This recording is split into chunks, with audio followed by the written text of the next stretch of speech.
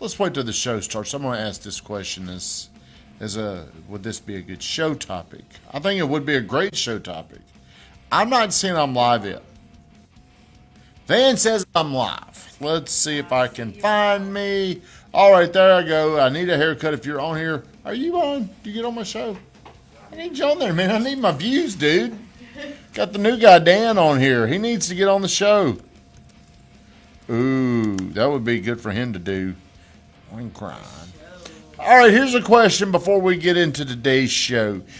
Today, I believe young folks, they are facing the greatest home affordability crisis maybe ever. People your age. You, if you're on here, like, comment, share the stream. I really, really would appreciate. Daniel, thank you for getting on here, pal. But why did people growing up? Why did they have this celebration for weddings and money? Back in the old days, Van, do you remember the 70s? What were weddings like in the 70s? Mostly in the church with lots of flowers and tuxedos and cake. Okay. How did they have to buy? Did they have to pay the church to do the wedding? Sometimes, usually not. If you went there, you got it for free or a small cost. See why we got okay. So there's a shift. I don't know when this happened. There's a shift from the church to wedding venues. Why are all these wedding views or venues popping up? There's big demand for it. Yes. And now there's pressure. You've got pressure to have a good spot. You couldn't just go to the courthouse and get married, could you? No. Why not? It doesn't feel right. So what doesn't feel right about it? I don't know. You're still married. I think you actually are married before you get married. Yeah, you legally. sign your stuff. Yeah. I don't know. I just feel a wedding is a celebration, and a celebration means having your people around. Okay, so let's ask the question. Yeah. It's a celebration with your people.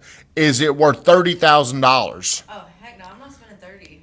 How do you know? I just will make sure of that. Do people borrow money for weddings? We ought to come up with a credit card. Yeah, Oh, I'm sure. we ought to start. We ought to start offering credit cards for certain people for their wedding. God, it's so dumb. It's dumb to.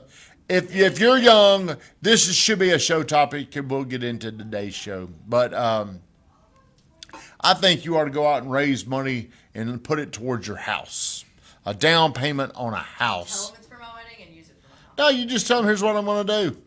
You'd really be helping me more. No, first off, I'd ask, hey, would you contribute to my wedding? And I'd say, well, hey, if you really are going to support me, instead of doing this wedding where we're just going to eat food and get drunk and dance and whatever, we're going to take this money and we want to use it towards a house. Is that okay with you? Thank you very much. I'm going to go buy a house.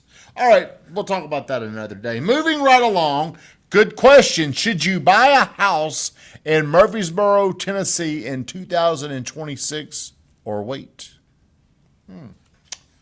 Let's go around the horn. Oh, I didn't even do 60 seconds of gratitude. I'm off. Oh, man, we got to do that, pal. And I'm going to start. We're going to go around the horn. I got to go backwards now. Eli, what are you thankful for? 60 seconds of gratitude. You know, my car's been messing up, my transmission. Didn't know that. I can't take the interstate. Oh. Usually traffic's terrible. Oh, and you gotta go through the man. oil and Yeah. stuff. It was actually pretty relaxing today. Pretty Nice. Good for you, pal. Good for you. That's great to hear.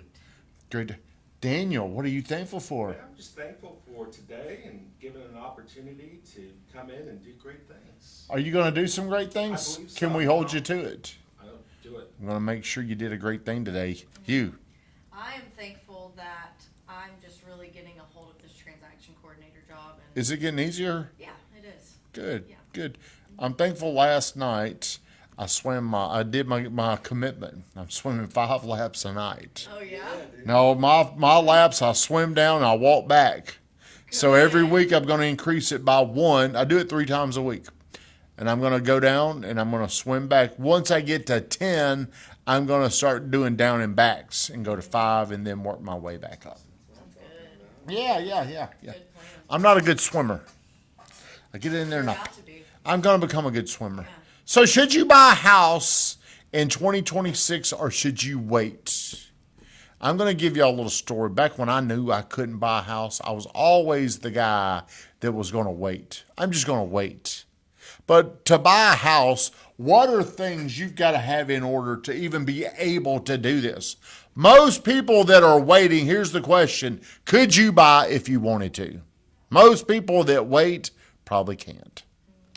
It's just, I'm putting a general statement out there. So let's talk about personal finances. Do you believe people wait on purpose, or do you believe they're not able? Not able. Dan, I think not able, majority. what do you think? You don't know. Yeah, man, they're not able. Okay, so I believe this. You should always, always be ready to buy a house. That means your credit, your money, your debt to income, all your finances in order. If you wanted to do this, you don't have a big barrier to go up, whether you want to or not. So people that are asking, I'm going to wait or should I wait? Well, the first thing they need to ask is, could you buy right now? Could you get pre-approved to buy the house that you want? So me and my wife are looking in Florida. And instead of buying a house in Murfreesboro in 2026, or should we wait? Why are we waiting? Because you can't. Because I can't. Now, if we could, now I probably could finagle a way to do it. But if we could buy, what would it look like? My wife is like, well, I don't want to go on vacation to a place I don't love. I don't want to go on a vacation that's not better than where we live. And I'm like, well, we're not going to be able to buy anything like that down there. So I'm looking at options, and I'm looking in this area, and she's shutting it down. So we're waiting because we can't get what we want. I do think we probably could go get money, but it would be a huge financial irresponsibility. Is that the right word? Irresponsibility. It would be dumb on my part to go do that. So I need to always be in a position to where I could do it if I wanted to. So that should be the goal. So the question is, if you can buy a house, should you wait? Why would you wait if you could buy a house? Maybe you haven't found the right product. Should that be a time issue or a product issue? Meaning this: if I found the right house in 2026, I would buy it, the product. Or are you saying, well, I just don't think it's a good time to buy in 26 because prices are high and rates are high? There's always ways around that. A lot of people, is their immediate need. I I guess if you could and you don't really have to, that's different than if you could and you really need to. Well, but we're talking about the person that's on the fence right now, and they're trying to time this. They're trying to make sense of, well, do you see prices coming down? Yes. Van says no. Allie says yes. What do you think, Dan? I think no. Okay, well, let me ask you this. If a $400,000 house comes down to $390,000, is that coming down? Guess not.